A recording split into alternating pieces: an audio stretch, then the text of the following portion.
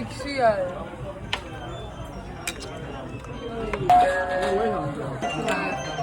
Götürün. Все, давайте попробуем. Həmişə bu restorana gəlmək istedim. İnternetdə görürdüm belə özü Mən də. gəlir. Случайно gəldik, çıxdıq. Bir de geldi basan kimi. Ben basan kimi geldi. Bak burada next var.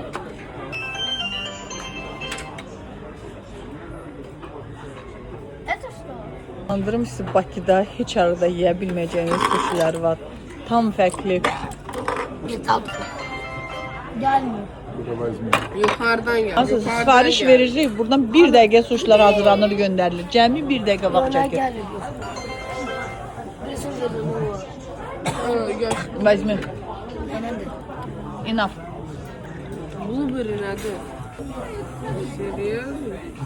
Я пока посмотрю. Şu paloçka nədən yemirəm. Necə gəldi, yeyirəm, necə ləzzətli suşlardırsa. Doş qoymuş ondan. Может совсем другой сыр.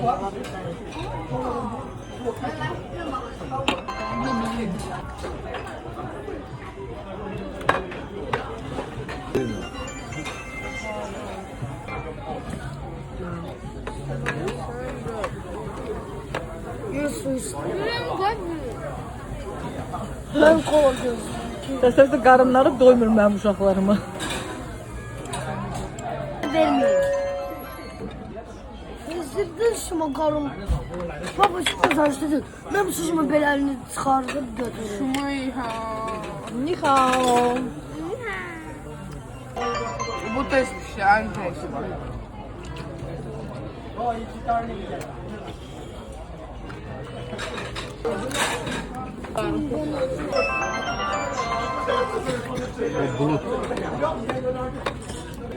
Buna sen kola getirme. Bunlar da qızardılmış krevetkayla.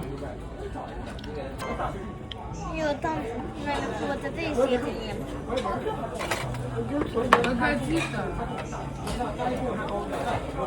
Bu bacı qardaş abjoradır. Qeyri-adi suşi. Yenə gəldi. Я прям на них смотрела.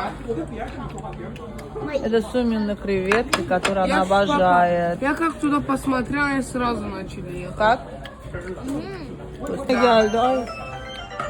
Desertlerim de sipariş vermişim. Bu matchalı kekti. Ne böyle bir şey yok. Bizim kadar yiyen ikinci bir alet almıram maşallah. Bu kadar yemeğe ne kadar verdik soruşsanız 516 yuan. Bunu da bölürsünüz 4'e tapırsınız manattan ne kadar edir.